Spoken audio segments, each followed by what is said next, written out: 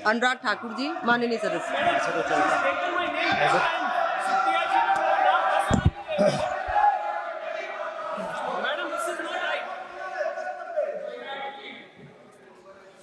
आदरणीय सभापति जी,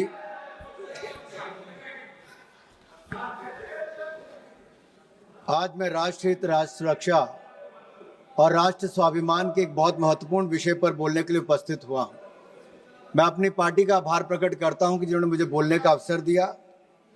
मैं जो कहने जा रहा हूं वो केवल मेरे व्यक्तिगत विचार नहीं, कोई मेरी पार्टी या मेरी सरकार के ही केवल विचार नहीं, ये 140 करोड़ भारतीयों की जनमानस की ये भावना है। सबसे पहले तो हम भारतीय सेना के वीर सैनिकों के वीरता, पराक्रम और उनके अदम्य साहस को सैल्यूट करते हैं पूरे सदन की ओर से। यही नहीं, भारत ने लगातार, माननीय प्रधानमंत्री मोदी जी ने हर बार शांति का प्रयास और शांति का हाथ बढ़ाया, लेकिन पाकिस्तान ने हर बार आतंक का रास्ता अपनाया। 2014 में भी ओथ लेते समय पाकिस्तान के प्रधानमंत्री को भी निमंत्रण दिया था। उसके बाद भी माननीय प्रधानमंत्री जी लाहौर गए, बगैर किसी सुरक्षा के गए, साहस और सही इरादों के साथ शांति के लिए गए थे। लेकिन बदले में क्या मिला? बार बार आतंकी हमले। और जो 22 अप्रैल 2025 को पहलगाम में हुआ, उसका उल्लेख यहां पर जितने सांसद आज तक विपक्ष से बोले हैं, किसी एक भी सांसद ने खड़ा होकर यह नहीं कहा किस आतंकवादी हमले में धर्म पूछकर कलमा पढ़ने के लिए बोला गया, पैंट उतार कर देखा गया, फिर मौत के घाट उतारा गया।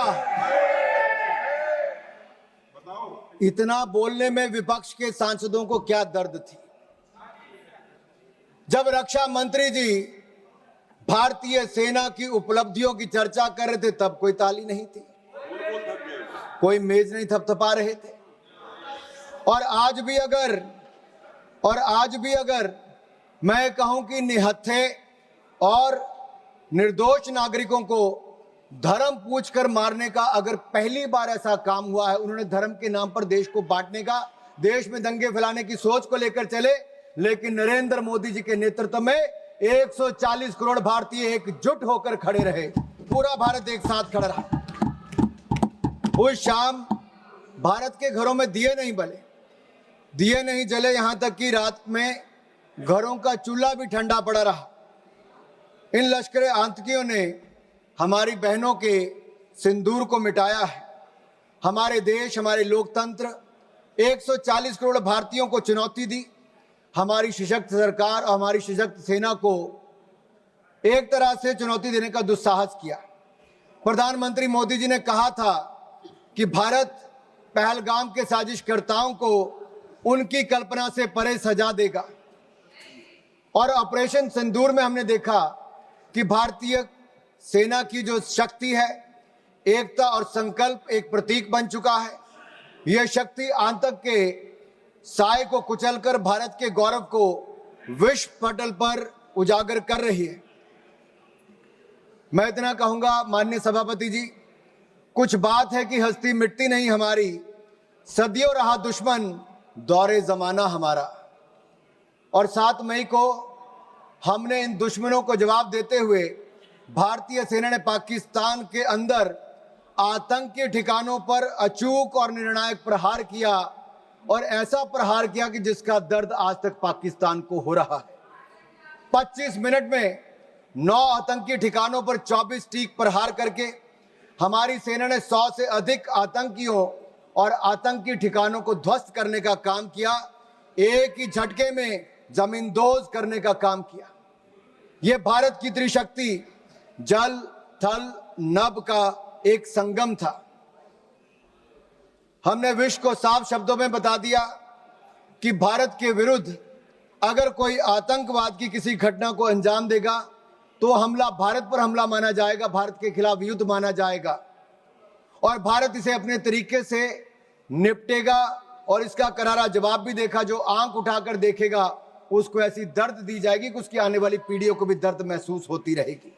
ये भारत का आतंकवाद के विरुद्ध शंखनाद था। ये अब भारत, मैं स्पष्ट करना चाहता हूं, भारत डोजियर नहीं, डोज देगा। अब भारत सबूत नहीं, आतंकी आकाओं को ताबूत भेजेगा। ये नया भारत है और ये नए भारत का, this the new normal of new India. This is PM Modi's zero tolerance policy towards terrorism. जब दूसरे दिन पाकिस्तान ने भारतीय सेना और हमारे सिविलियन ठिकानों पर हमला करने का प्रयास किया, तो हमारी भारतीय सेना ने एक बार फिर पाकिस्तान के 11 एयरबेस पर हमला करते हुए उसको नेस्तनाबूद कर दिया। This was a strike on the 11 Pakistan air bases and it made it the graveyard of military defeat of Pakistan. मौका मिले तो आप अपने पड़ोसी मुल्क पाकिस्तान से पूछ लें कि भारतीय मिसाइलों ने कैसा कहर ढाया था। 2.5 महीने बाद भी रहीम खान एयरबेस पर आज बैलगाड़ी चलाने लायक भी नहीं बचे।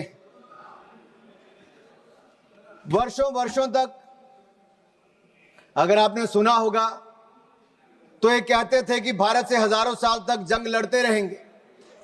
गज़वे हिंद के मंसूबे पाले बैठे थे, ब्लीड इंडिया विद 1000 कट्स के मंसूबे पाले बैठे थे, और ये मंसूबे पालने वाले 48 घंटे भी भारतीय सेना का मुकाबला नहीं कर पाए। भारतीय सेना ने ऐसा दर्द देने का काम किया है। और मैं विपक्ष के लोगों को कहना चाहता हूं, राहुल जी तक संदेश जरूर पहुंचा देना, भारतीय सेना वहां पर मारती है जहां सबसे ज्यादा दर्द होता है। Indian army strikes the enemy where it hurts the most, in mind, in might and on their map। उधर पाकिस्तान के जर्नल जिहादी बंकर में छिप गए थे, यहां तक कह दिया था कि पाकिस्तान में भूकंप आ गया है। अगर शक हो तो अपने प्रिय पाकिस्तान से पूछ कर देख लेना, जिसके कसीदे आप दिन रात पढ़ते रहते हो। और मुझ पर विश्वास नहीं तो जाकर उनके उप प्रधानमंत्री इशाक डार ने क्या बोला उसका मैं कोट यहां पर करना चाहता हूं। भारत की सेना हमें मार रही थी, हम बेबस थे, हमारे सामने सीज फायर का भीख मांगने के अलावा और कोई चारा नहीं था। आई अनकोट, ये किसी और ने नहीं, पाकिस्तान के उप प्रधानमंत्री का कोट है। We launched precision missile attacks on their safe houses, bunkers and training camps.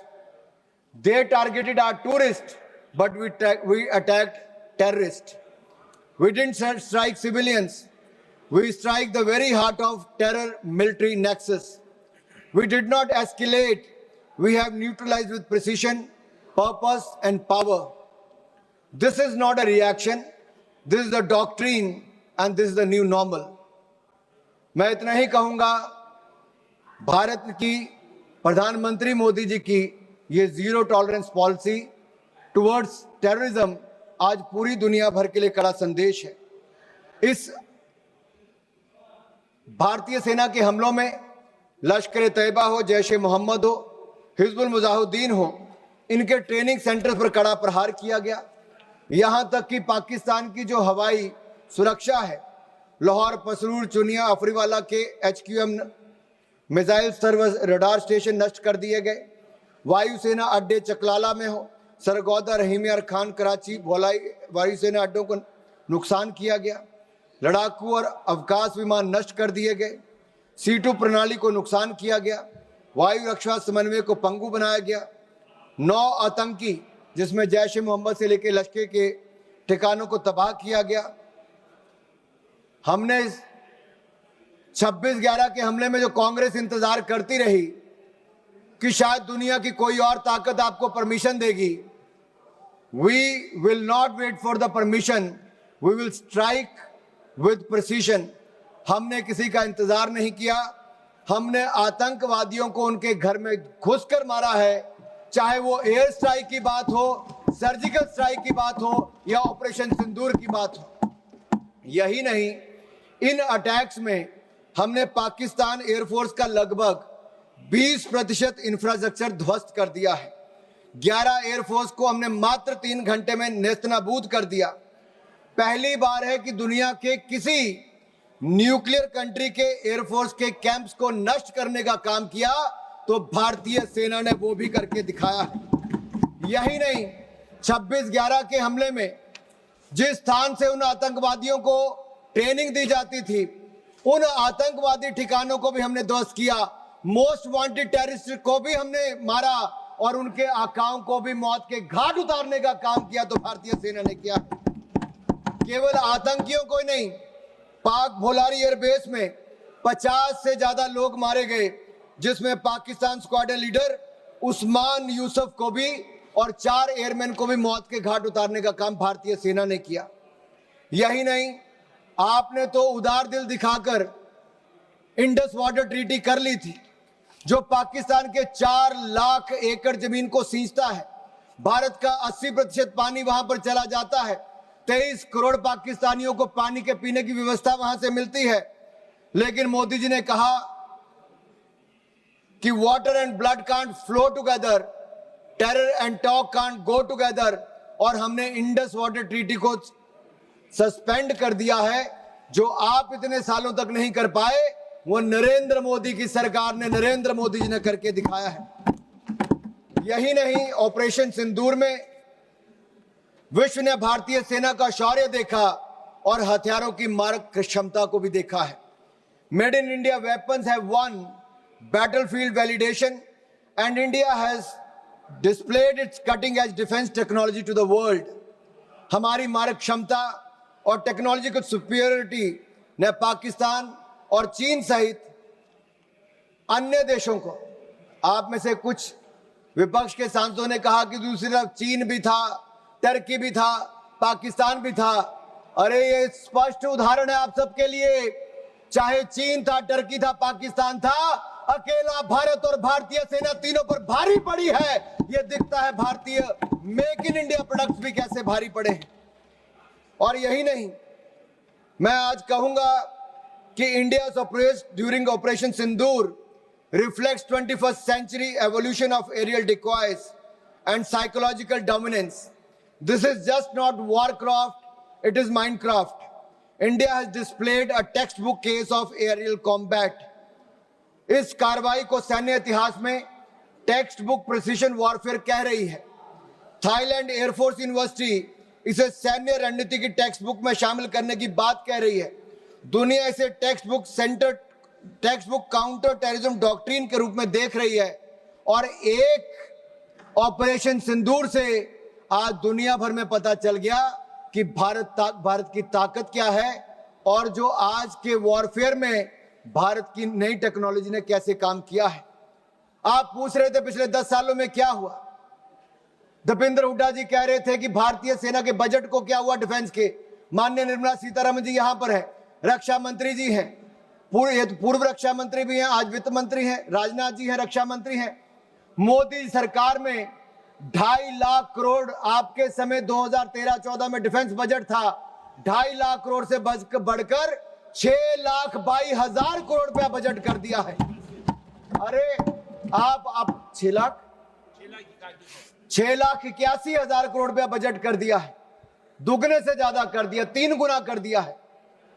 और आप अपने गिरेबान में झांक कर देखिए, 10 साल आपने सेना को बुलेट प्रूफ जैकेट तक नहीं दी। नरेंद्र मोदी जी की सरकार में मात्र 3 सालों में 2 lakh bullet proof jacket make in India बनाकर हमने दी है। आपने 10 सालों में नहीं, 30 सालों में आपने 1 रैंक 1 पेंशन नहीं दिया। नरेंद्र मोदी जी की सरकार ने 1 रैंक पेंशन की मांग को भी पूरा किया है। और यही नहीं, मैं आपको बताना चाहता हूं, अटल जी की सरकार में देखिए, आपके समय 48 में, 62 में, 65 में, 71 की लड़ाइयां हुई, लेकिन सेना के जवानों का पार्थिव शरीर उनके घरों तक नहीं जाता था। अटल बिहारी वाजपेयी जी की सरकार बनी, तब जाकर पार्थिव शरीरों को उनके घर तक पहुंचाने का काम किया। तो अटल बिहारी वाजपेयी की सरकार ने, भारतीय जनता पार्टी की सरकार ने किया। और धर्मेंद्र जी, मैं इतना जरूर कह दूं, अरे मैं तो हिमाचल प्रदेश से आता हूं। हिमाचल प्रदेश राज्य छोटा है, लेकिन सेना में बड़ा योगदान है। अगर देश को पहला परमवीर चक्र विजेता किसी ने दिया तो मेजर सोमनाथ शर्मा हिमाचल प्रदेश ने दिया है।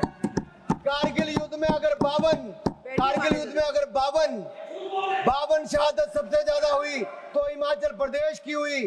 4 परमवीर चक्र विजेता हुए थे, उसमें से 2 कैप्टन विक्रम बत्रा, राइफलमैन संजय कुमार हिमाचल प्रदेश से हुए हैं। सर माननीय सभापति जी, मैं इतना कहना चाहता हूं, आज नरेंद्र मोदी जी की सरकार में हमने अपना एक्सपोर्ट 34 गुना बढ़ा दिया है।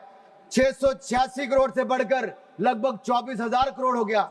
हमारी defence manufacturing, defence production 1 lakh crore एक साल की पार कर गई और 193 हमने नए कॉन्ट्रैक्ट 2,09,050 करोड़ के एक साल में करके दिखाए और 100 देशों को डिफेंस प्रोडक्ट भारत देने का काम करने जा रहे। यही नहीं,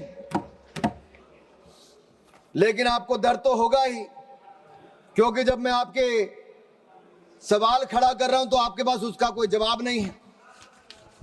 मैं आपसे इतना जरूर पूछना चाहता हूं कि आखिरकार जब सेना की और सैन्य क्षेत्र में हमारे उपलब्धि की बात आती है तो आपके होंठ सिल क्यों जाते, उनकी तारीफ करते हो। कितने युद्ध देश ने देखे, लेकिन इस लड़ाई में मैं कहना चाहता हूं, भारत ने ना एक सैनिक खोया है, ना एक सैनिक शहीद हुआ, ना युद्ध हुआ, लेकिन फिर भी हमारी विजय हुई, शोर भी नहीं हुआ, सिरनाद की गूंज उठी है। ये भारत ने करके दिखाया है। मोदी जी की नीति और सेना की रणनीति काम आई है। प्रधानमंत्री मोदी जी के बारे में ये कहूंगा, जब वो मुख्यमंत्री भी नहीं थे, उस समय हिमाचल के प्रभारी थे। कारगिल के युद्ध में वो उस समय भी सेना के जवानों का हाल पूछने कारगिल गए थे, और जब से वो प्रधानमंत्री बने हैं, हर दिवाली सेना के जवानों के साथ मनाने का काम प्रधानमंत्री मोदी ने किया है। सेना को सशक्त भी किया। और मैं एक बात कहूंगा, एक और भारत की सेना पाकिस्तान को कड़ा जवाब दे रही थी, लेकिन दूसरी ओर आप लोग क्या कर रहे थे? राहुल गांधी जी क्या कर रहे थे? सबूत मांग रहे थे और साथ ही साथ कवर फायर भी दे रहे थे। कवर फायर किसको दे रहे थे, ये आपको पूछना पड़ेगा। आपने कहा कि हमने सरेंडर कर दिया। हमने स्पष्ट किया है कि जब तक हमने ऑपरेशनल और मिलिट्री ऑब्जेक्टिव पूरा नहीं किया, तब तक हमने सीजफायर नहीं किया था, और तीसरे पक्ष की मध्यस्थता को हमने पहले ही नकार दिया था। और यही नहीं, एक बात तो मैं आपको स्पष्ट कर देना चाहता हूं, आज भारत का दूसरा सबसे लंबे समय तक प्रधानमंत्री के पद पर रहने वाला कोई व्यक्ति है तो उनका नाम नरेंद्र मोदी है। 2001 से लेकर 2025 तक, मुख्यमंत्री से लेकर प्रधानमंत्री तक 25 साल में एक दिन की भी छुट्टी लिए बिना देश के लिए हर पल जीने का काम करने वाले नरेंद्र मोदी हैं। आपने भारत की सेना पर प्रश्न चिन्ह खड़ा किया है। मैं इतना कहूंगा, हम दुनिया का सबसे बड़ा लोकतंत्र है, दुनिया की चौथी बड़ी अर्थव्यवस्था है, दुनिया के सबसे लोकप्रिय प्रधानमंत्री नेता हमारे पास हैं। भारत को झुकाने वाला कोई का माई का लाल पैदा नहीं हुआ जो झुका सके। भारत को कोई झुका सके ऐसा किसी में दम नहीं। भारत से विश्व है, हम किसी से कम नहीं, हम किसी से कम नहीं। आदरणीय सभापति जी, भारत 2.5 मोर्चे पर लड़ाई लड़ रहा था। 2 मोर्चे तो सबको पता है, लेकिन ये जो आधा मोर्चा है ना, उस आधे मोर्चे में एक राहुल ऑक्युपाइड कांग्रेस भी है।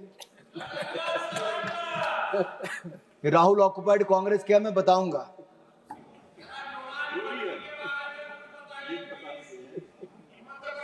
आप पिछले 2.5 महीनों में सोशल मीडिया में देखिए, बड़े संयोजित तरीके से राहुल ऑक्युपाइड कांग्रेस ने भारतीय सेना और भारत के प्रधानमंत्री के खिलाफ घृणा से भरे अपमानजनक कार्टून बनाए। इसी कांग्रेस पार्टी ने, राहुल ऑक्युपाइड कांग्रेस ने आर्मी चीफ को सड़क का गुंडा कहने का काम किया।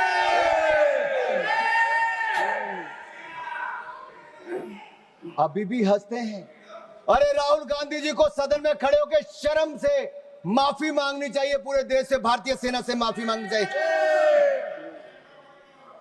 आप आर्मी चीफ को सड़क का गुंडा कहते हो और बाटला हाउस कांड में शहीद होने वाले इंस्पेक्टर मोहनचंद शर्मा को आप श्रद्धांजलि तक नहीं दे पाए, लेकिन आपकी पूर्व राष्ट्रीय अध्यक्ष आतंकवादियों के मरने पे आंसू बहाने बाद चली गई थी।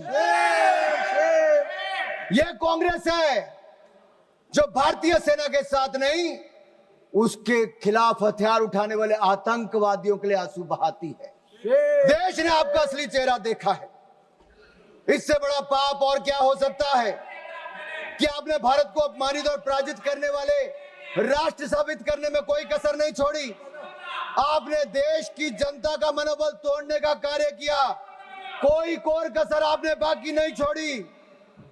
और सुनिए मणिकम टैगोर जी,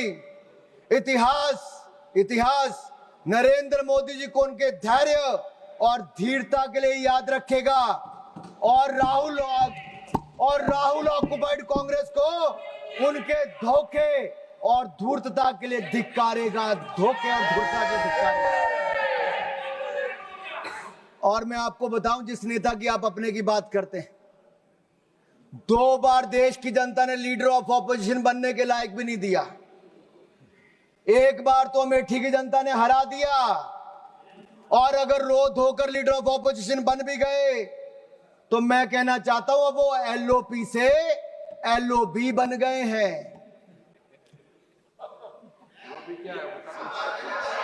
किरण जी पूछ रहे एलओबी का ही है भाई, पार्लियामेंट्री अफेयर मिनिस्टर को तो मुझे बताना पड़ेगा। एलओपी लीडर ऑफ ऑपोजिशन से एलओबी लीडर अपोजिंग भारत बन गए हैं। उनके एजेंडे पे केवल भारत का विरोध है, भारतीय सेना का विरोध है, और भारत के प्रधानमंत्री का विरोध करना ही लिखा है। इसलिए आज से उनको एलओबी कहना शुरू करना पड़ेगा। और मैं एक बात जरूर कहूं, पता नहीं वो कांग्रेस के पोस्टर बॉय बन पाए ना बन पाए, लेकिन पाकिस्तान के प्रोपेगेंडा के पोस्टर बॉय राहुल गांधी बन गए हैं।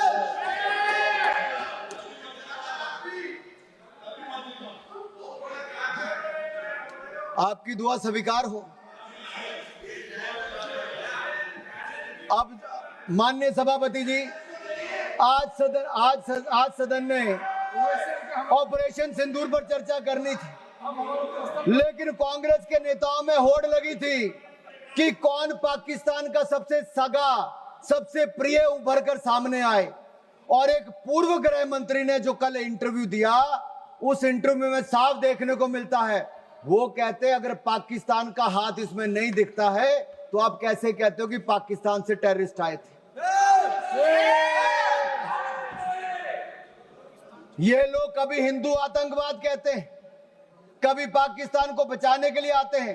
कांग्रेस पार्टी में पाकिस्तान के इतने बड़े बड़े एडवोकेट आज हैं कि पाकिस्तान अपनी पैरवी बाद में करता है, कांग्रेस के नेता उनकी पैरवी करने के लिए पहले खड़े हो जाते हैं। और मैं इतना जरूर कहूंगा, पाकिस्तान सेना और पाकिस्तान सरकार लश्कर राहुल के बयानों को अपने पक्ष में इस्तेमाल कर रही है। पाकिस्तान सेना और पाकिस्तान सरकार लश्कर राहुल के बयानों को अपने पक्ष में इस्तेमाल कर रही है। और यही नहीं, पाकिस्तान सेना के प्रोपेगेंडा वीडियो में कांग्रेस पार्टी के राष्ट्रीय अध्यक्ष उनके बयान को लेकर पूरी दुनिया भर में दिखाया जा रहा है।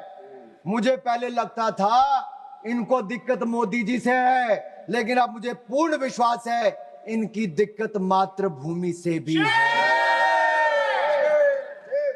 और कहने को तो आईएनसी है, लेकिन आईएनसी अब इनके बयानों और इनके तरीकों से यही लगता है ये अब कहीं इस्लामाबाद नेशनल कांग्रेस बन गई है। क्योंकि पाकिस्तान द्वारा फैलाए गए झूठे नैरेटिव और आड़ के पीछे आप रुक रहे हैं। कांग्रेस आइडिया ऑफ डिप्लोमेसी यही रहा माननीय सभापति जी। और मैं जो कह रहा हूं मैं उसको ऑथेंटिकेट करने के लिए तैयार हूं। कांग्रेस आइडिया ऑफ डिप्लोमेसी क्या था? इनका केवल डोजियर तैयार करने का था, डिनर खिलाने का था, डिसीजन करने का नहीं था। नहीं तो 26/11 के हमले के बाद, ये लोग 26/11 हमले के बाद ये शायद कुछ कार्रवाई करते, उन्होंने कुछ नहीं किया। ये पाकिस्तान को उनकी भाषा में जवाब देते, लेकिन नहीं दिया। राहुल गांधी जी क्या करते रहे, मैं आपसे पूछना चाहता हूं, मैं पूछता हूं आपसे। पूरे ऑपरेशन सिंदूर में श्रीमान राहुल गांधी जी का सबसे ज्यादा रुचि ये जानने में थी कि भारत के कितने विमान मार गिराए।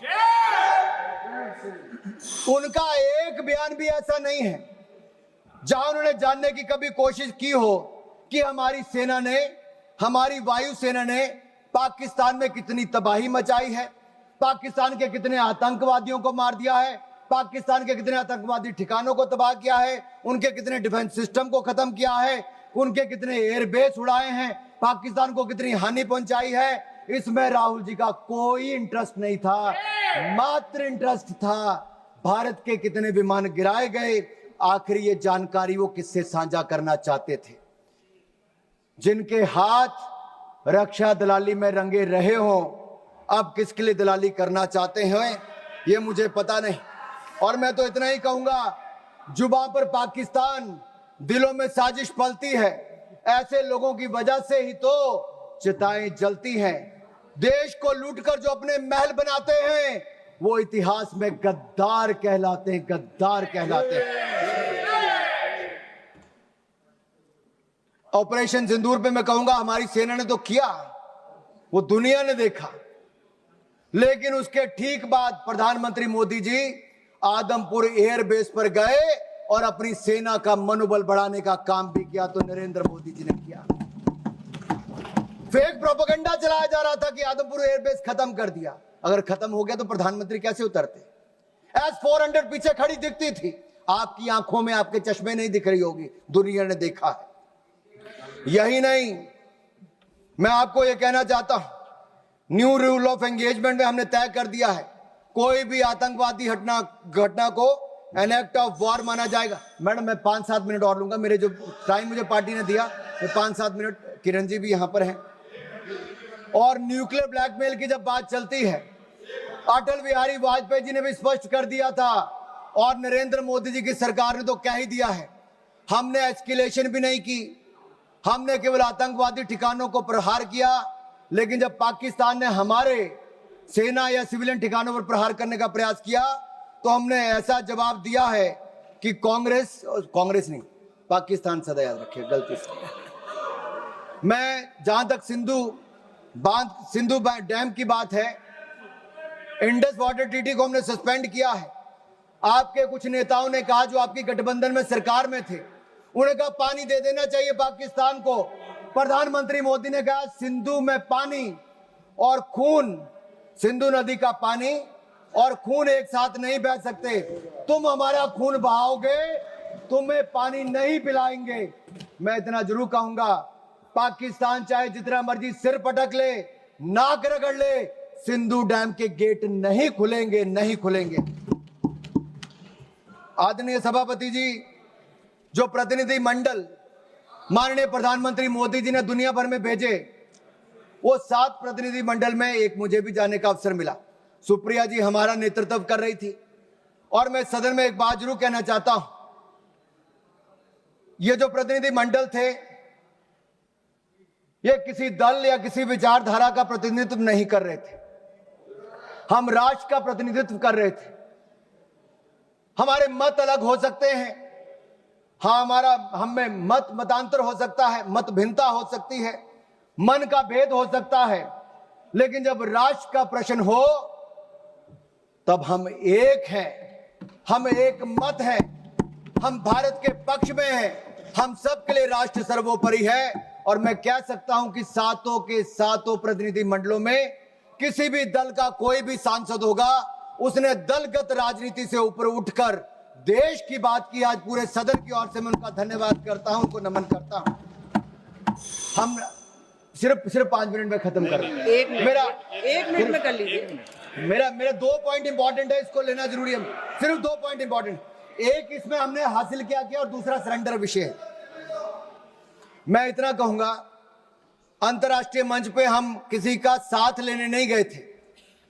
भारत ये बताने गया था कि भारत अपने दम पर आतंकवादी के आकाओं को मुंह तोड़ जवाब दे सकता है, और हमने मुंह तोड़ जवाब दे दिया है। हम फर्स्ट हैंड इंफॉर्मेशन देने गए थे, किसी का सहयोग मांगने नहीं गए थे। और 193 देशों में से 190 देशों ने एक साथ इन आतंकवादी हमलों की निंदा की है। ये नरेंद्र मोदी जी का दिखाता है। और यही नहीं, मुस्लिम देशों में भी पाकिस्तान को अलग थलग करने का काम किया, आतंकवाद के खिलाफ एक वैश्विक माहौल बनाया। और मैं कहना चाहता हूं कि जो रवैया कांग्रेस का रहा इस समय, वो सबसे अधिक निराशाजनक, अपमानजनक और आपत्तिजनक था। सेना और सरकार पर हमला करने में कांग्रेस कहीं पीछे नहीं रही, लेकिन भारत में जहां नरेंद्र मोदी जी की सरकार में हम लगातार आगे बढ़े हैं। एक फेक नैरेटिव कांग्रेस के नेता द्वारा चलाया जा रहा है कि सरेंडर सरेंडर।